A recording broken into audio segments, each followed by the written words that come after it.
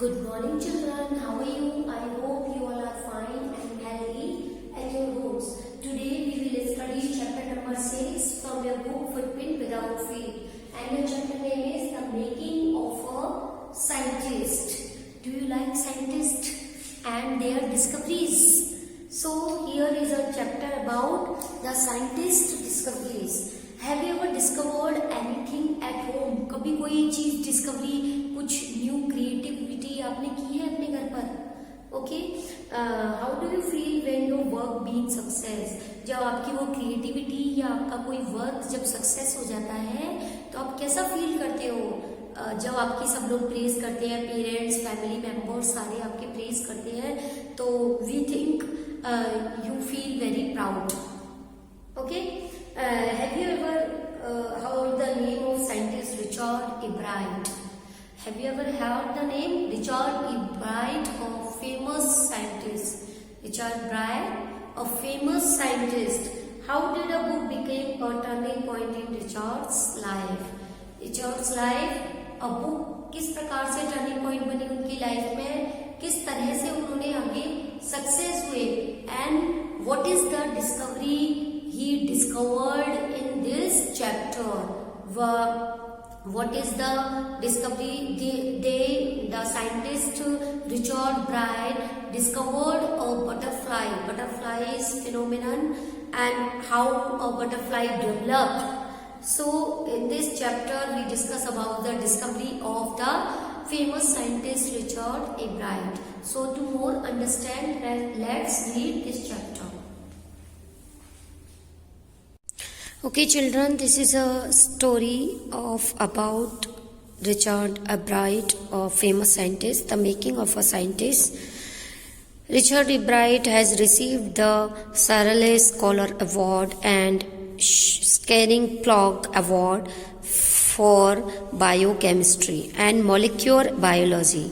It was his fascination for butterflies that opened the world of science to him. He discovered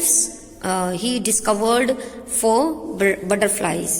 At the age of 22, a former Scout of the Year excited the scientific world with a new theory on how cells work. Richard H. Bright and his college roommate explained the theory in an article in the Proceedings of the National Academy of Science. It was the first time this important scientific journal had ever published the work of college students. In sports, that would be like making the big leagues at the age of 15 and hitting a home run your first time at bat. For Richard E. Bright, it was the first in a long string of achievements in science and other fields. And it all started with butterflies.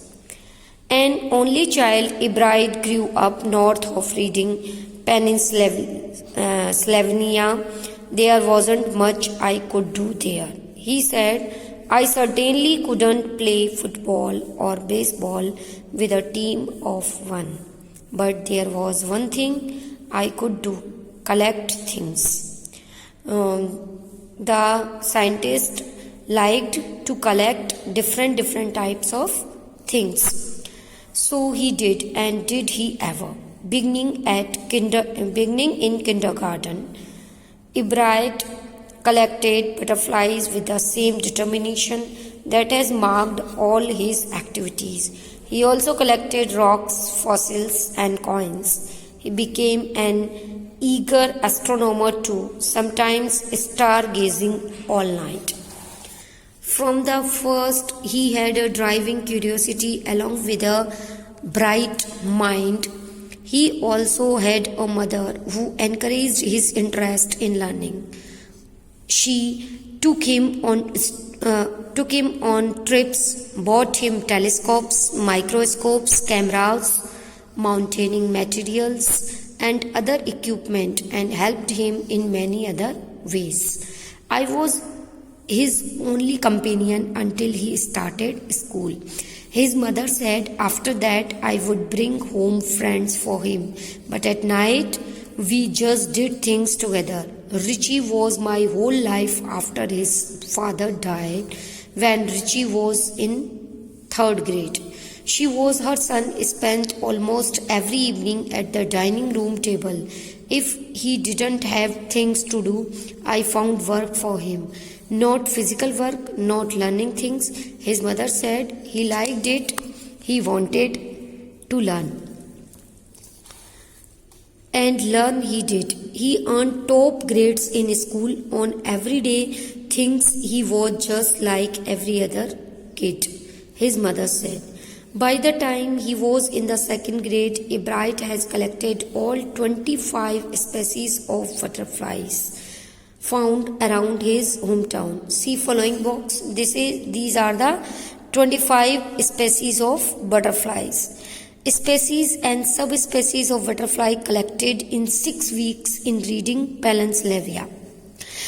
That probably would have been the end of my butterfly collecting, he said, but then my mother got me a children's book called The Travel of Monarch 10th. That book, which told how monarch butterflies migrate to Central America, opened the world of science to the eager young collector. At the end of the book, readers were invited to help study butterflies' migration. They were asked to tag butterflies for research by Dr. Frederick A. Urquhart of the University of Toronto, Canada. Ebright's mother wrote to Dr. Urquhart, and soon Ebright was attaching light adhesive tags to the wings of monarch. Anyone who found a tagged butterfly was asked to send the tag to Dr. Urquhart. The butterfly collecting season around reading lasts 6 weeks in late summer. See paragraph below. This is the number and kinds of butterflies collect in 6 weeks. Glommerwings, wood nymphs, brush-footed, whites and pliers, monarch and snout. If you are going to chat them one by one, you wouldn't catch very many. So the next step for Ebright was raise a flock of butterflies. He would catch a female monarch, take her eggs and raise them in his basement through their life cycle, from egg to caterpillar to pupa to adult butterfly. Then he would tag the butterfly's wings and let them go. For several years, his basement was home to thousands of monarchs in different stages of development. Eventually, I began to lose interest in tagging butterflies. It is tedious and there is not much feedback. Ebright said, in all the time I did it, he laughed, only 2 butterflies I had tagged were recaptured, and they were not more than 75 miles from where I lived.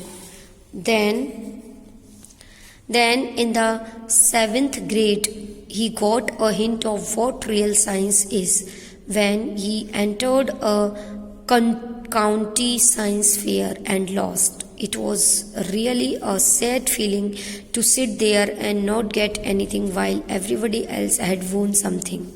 Ebright said his entry was slides of frog tissues, which he showed under a microscope. He realized the winners had tried to do real experiments, not simply make a neat display.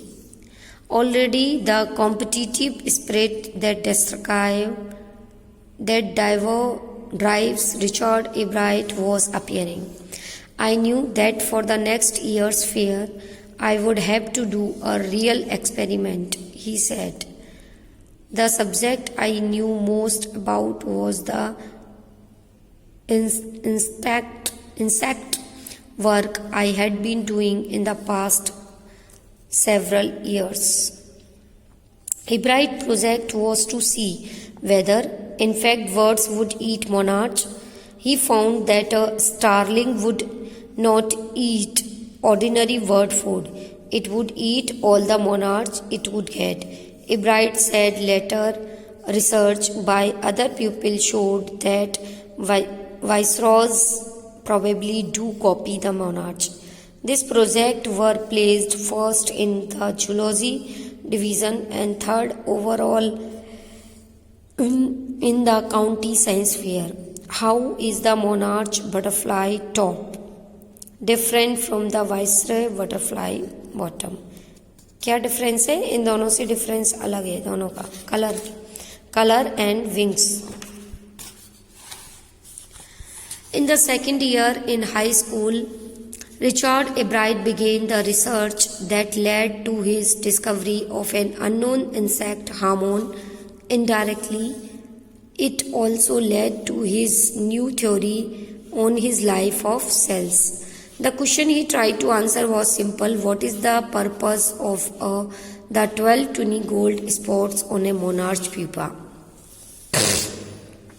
Next is a year and a half later, during his junior year, Ebright got the idea for his new theory about cell life. It came while he was looking at X-ray photos of the chemical structure of a hormone. When he saw those photos, Ebright did not shout "Eureka!" or even "I have got it." But he believed that along with his findings about insects' hormones,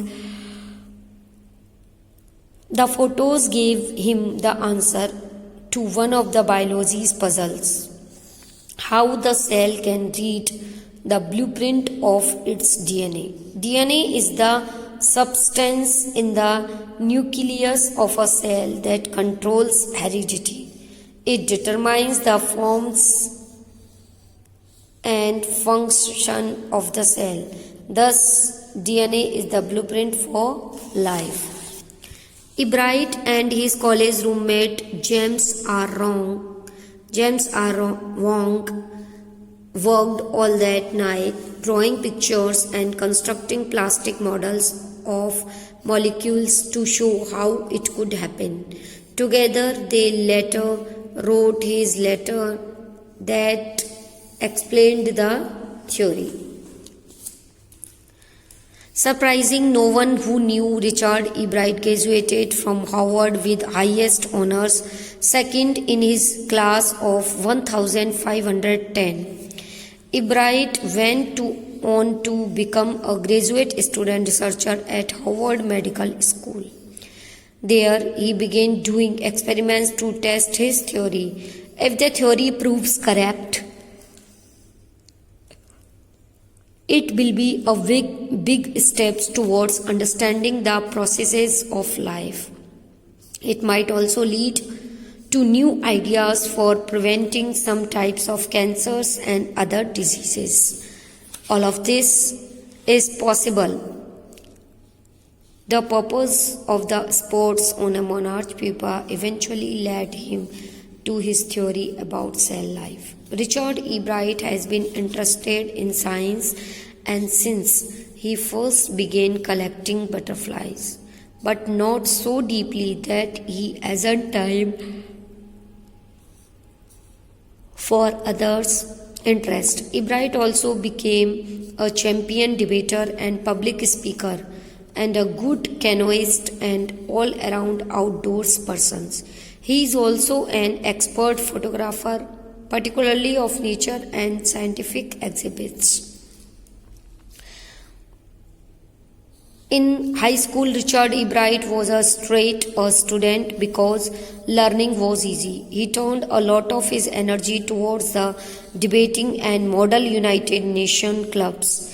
He also found someone to admire, Richard A. Verrier, his social studies teacher and advisor to both clubs. Mr. Verrier was the perfect person for me then. He opened his mind to new ideas, Ebright said. Richard would always give that extra effort. Mr. Verrier said, what pleased me was, here was this person who put in 3 or 4 hours at night during debate research, beside doing all his research with butterflies and his other interest.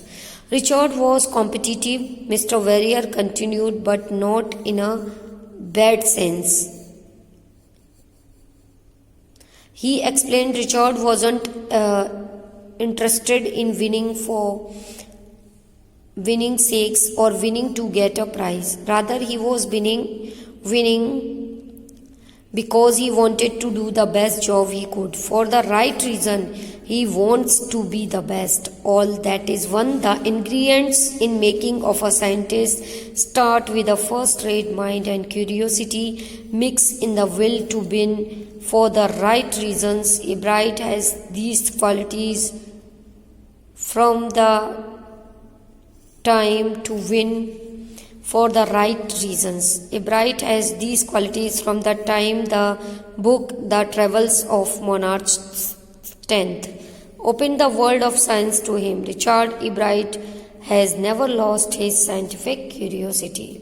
So, have you understood? If you have any doubt, read this chapter once or twice. This is your homework. Write a short paragraph on what is the work of a scientist and how does a scientist work. So this is your homework. Write down your English 1 notebook. Have a nice day. Thank you very much.